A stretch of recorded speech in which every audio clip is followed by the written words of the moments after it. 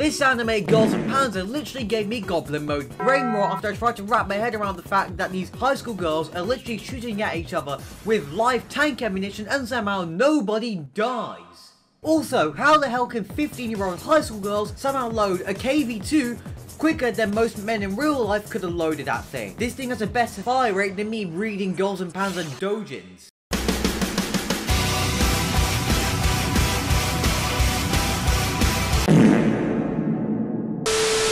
Hey there guys, it's me Speedy Boy, welcome back to another episode of Why the Hell Does This Anime Even Exist?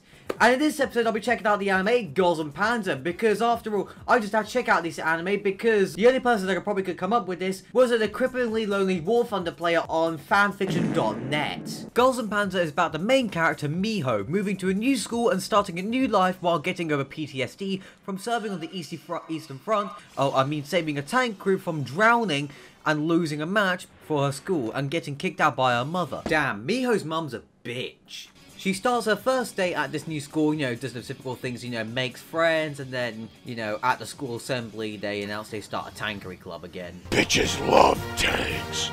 For anyone who wants to join the team, we have a little intro video.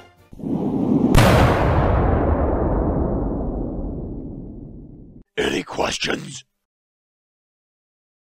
That looks fucking awesome! And then she's forced into leading the tankery club by the student council, because obviously the student council is the most powerful thing known to government, known to man, like more powerful than the government at this point. And this is obviously the perfect time to introduce all of the teams in the tankery club. So the first group we have is obviously the first years, and yeah, they're just first years. And then we have the volleyball team, Miho crew plus Yukari, and also that one that sleeps a lot as well, who they nearly happened to run over.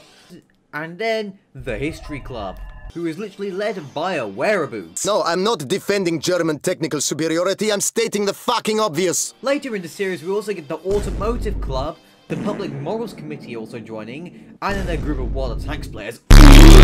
Probably also a good time to mention that all of the schools in und Panzer, except for Alright, are all based on different factions that fought in World War II. For example, Kuromuramine is literally just the Germans, which is also Miho's former school. Then we also have Pravda, which is the school Miho lost to, and also the Russians.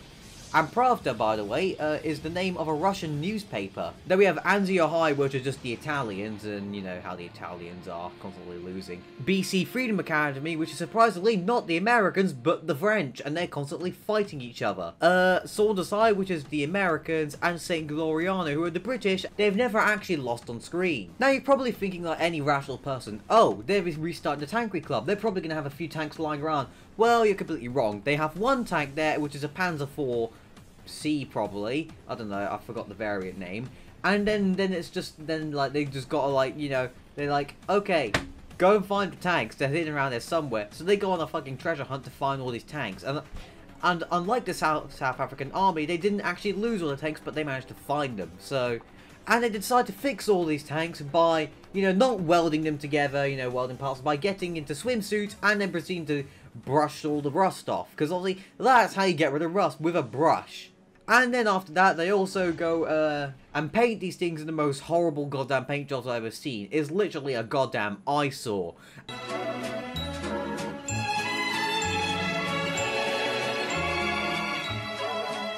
I like how you guys took the idea of camouflage and just threw it out the window. I wanted a swastika, but nine. Apparently these Nazis were bad people. The animation for the tanks in this anime is fucking outstanding. When the tanks are moving, you can see like the tank tracks like actually you know, moving in like the realistic way, because most of the time they're not on, especially for World War II era tanks, they're not on tightly, they're on like more loosely. You can see them like flopping around, I guess you could say. You could, and then when the turrets are traversing and aiming, you can hear like the noise of the electric generator. It sounds amazing. And then like, the only thing I could actually point out that's wrong with it, which many people have pointed out before, is actually the speed of the tanks, because the tanks go incredibly fast in this anime. Obviously, it's for the sake of exaggerated, fun, family-friendly tank combat, but like still, it was ever so slightly annoying. But it was pretty cool. It's more like watching a War Thunder arcade battle than anything. And also, if these tanks weren't actually that speedy in real life, some of their transmissions and tracks would definitely break, especially the German ones. And another thing I'd like to point out is the anime. Obviously, the anime is actually quite accurate when they're talking about tanks. However, when they're late at some point in the anime, this is one I want to point out. But the student council has a Panzer 38T. But what happens is then later in the anime, when they're about to face Kuromoromine, they end up buying an upgrade kit. No, not a tank upgrade kit to turn it into a Jagd Panzer 38T or a Hetzer. And basically, you can't do that. Because the 38T and the Jagd Panzer 38T are two almost completely different tanks. The only thing that they share is, like, I think some suspension parts, and there's quite a few that they share. And also, now it's a tank destroyer, it doesn't have a turret. But basically, you can't just do an upgrade kit to a tank like that. Also, in the final battle with Kuromoromine, the mouse of tanks shows up as well, which is pretty awesome. And then also, we have the good old, Tutel appear in the movie. Throughout the anime, we see a lot of, like, really nice attention to detail with tanks as well. Like, you know, in the tank, when they're actually in the tankery contests, they're like, there's like little World War II memorabilia around, there's model tanks, even sometimes a little bit of model planes there. It all looks really, really nice and very, very cool. Clearly the person who clearly the studio actually paid a lot of attention to, like, you know, World War II movies, World War II propaganda, World War II tank models, because there's a lot of references to movies, like, I forgot the one, but there's the guy called Sergeant Oddball. I don't remember the movie, unfortunately. Hey there, guys, if you're enjoying this video, please make sure to like and subscribe, and if you've watched Girls and Panzer, and, you know, please tell me what your favourite tank is and what your favourite character from Girls and Panzer is in the comment section down below. And I just want to quickly thank you guys for 400 subscribers, because that's very, very epic. And click on the link below or in the top comment to go to my Ko-Fi so you can support me. So anyways, thank you for 400 subs, and back to the video.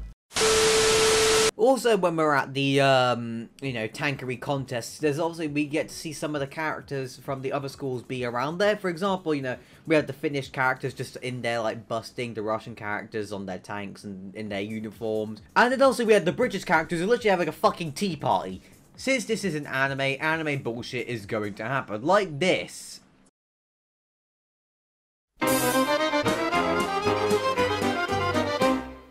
Kauniina muistona Karjalamaa, mutta vieläkin syömässä soinahtaa. Kun soittajan sormista kuulla saa Säkkijärven polkkaa. Se polkka taas menneitä mieleen tuo, ja se outoa kaiputa rintaan luo. Ei soittaja haitarin soida suo. Säkkijärven polkkaa. Nuoren ja vanhan se tanssiin vie. Ei sille polkalle vertailie. Sen kanssa on vaikka Mieron tie. Säkkijärven polkkaa. Siinä on liplatuslaineitten. Siinä on huojunta honkien. All this.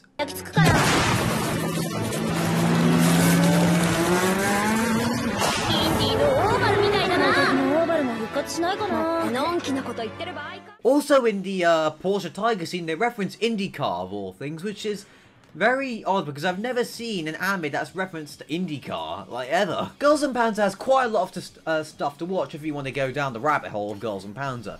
But there's obviously the 12 episodes, the movie, the Das finales, which are basically like 1 hour long specials of the anime, or 1 hour 40 minutes, something like that. And then also we have the Little Army manga, the actual manga, all of the goddamn OVAs, which are basically just some battles that, like, were in the official anime, like Ori versus Anzio. And then obviously on the unofficial websites we have all of the goddamn self-published stuff, which is guaranteed to give you PTSD. Overall, Girls and Panzer was actually an incredibly cursed anime. And if I didn't watch the anime originally, I probably would never have you know, started making anime YouTube videos or anything like that. Maybe, I'm not sure, maybe. But still, honestly, this anime is like definitely like an 8 out of 10 for me. It was so much fun. But anyways, if you're more into like stuff like fighter jets, please click this video here to watch me talk about the anime Girly Air Force. Anyways, thanks a lot for 400 subscribers, and goodbye.